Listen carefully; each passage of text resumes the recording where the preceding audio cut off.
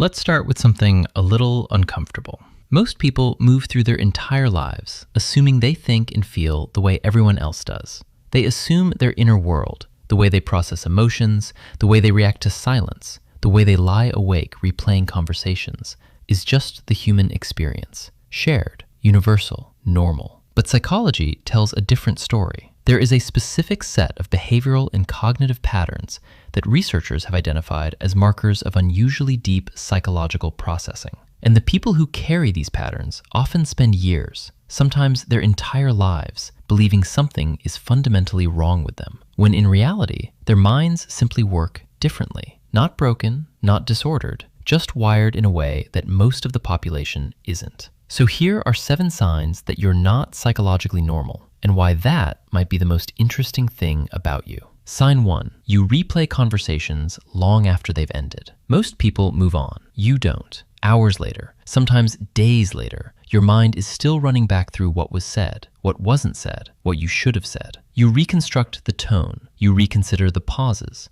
You wonder whether the other person walked away feeling the same way you did. From the outside, this looks like overthinking. And in its extreme form, psychologists do link it to anxiety and rumination loops. But here's what's less often talked about. A milder version of this pattern is actually associated with significantly higher emotional intelligence. Research published in the journal Emotion found that people who mentally revisit social interactions tend to score higher on empathy measures, not because they're anxious, but because they're trying to genuinely understand what happened from every angle. They're not just remembering a conversation, they're processing it the way a researcher processes data, looking for meaning, looking for truth. Most people simply don't do that. Sign 2, noise bothers you more than it bothers other people. Not just loud music at a concert, the hum of a refrigerator in a quiet room, a conversation happening 2 rooms away, the specific scrape of a chair being dragged across a floor. If you've ever sat in an environment that everyone else seemed perfectly comfortable in, while you felt quietly overwhelmed, there is a neurological reason for that. Psychologist Elaine Aron spent years researching what she called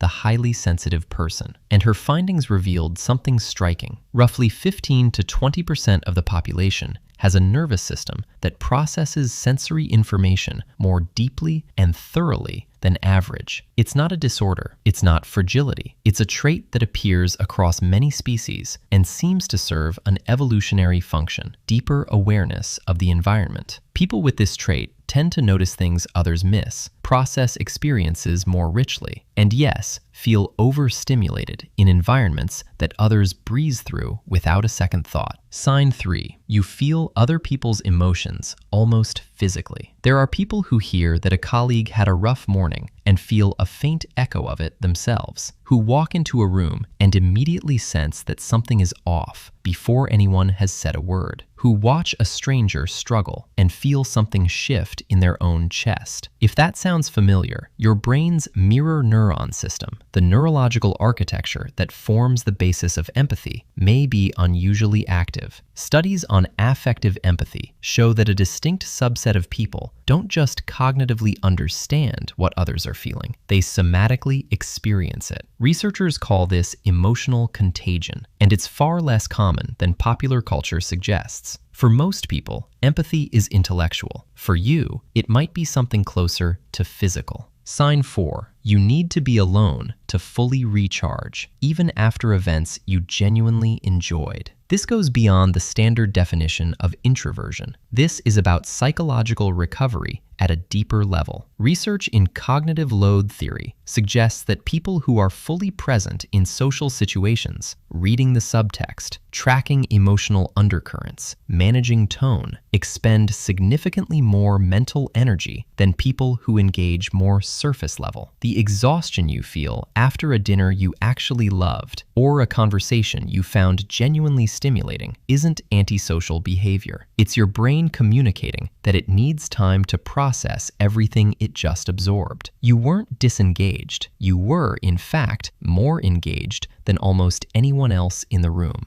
Sign 5. You've always felt slightly out of step with your age group. As a child, you connected more easily with adults. As an adult, you sometimes find more genuine connection with people significantly older or younger than you.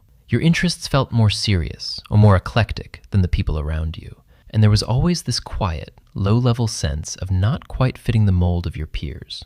Not in a dramatic way, just a persistent, subtle awareness of being on a slightly different frequency. Developmental psychologists describe this as asynchronous development, the experience of having certain cognitive and emotional capacities that mature ahead of social ones.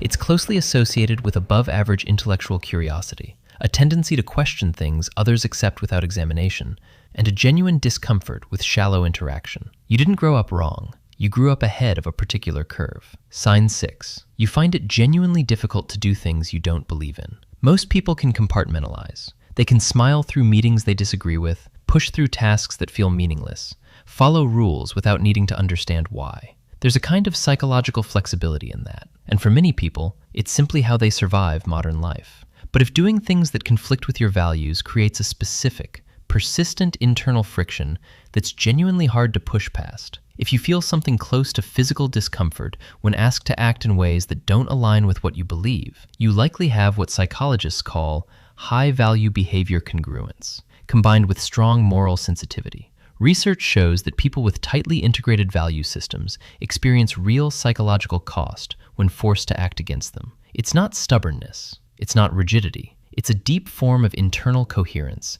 that most people simply aren't built with. Sign 7. You've always suspected that the people around you are performing, even when they don't realize it themselves. You notice the gap between what people say and what they mean. You pick up on the tension in a room before anyone has acknowledged it. You sense when someone's enthusiasm is slightly forced, or when a smile doesn't quite reach the eyes. And sometimes, you find yourself nodding along to a conversation, while a quieter part of your mind is tracking something entirely different. The subtext, the dynamic, the thing nobody is saying out loud.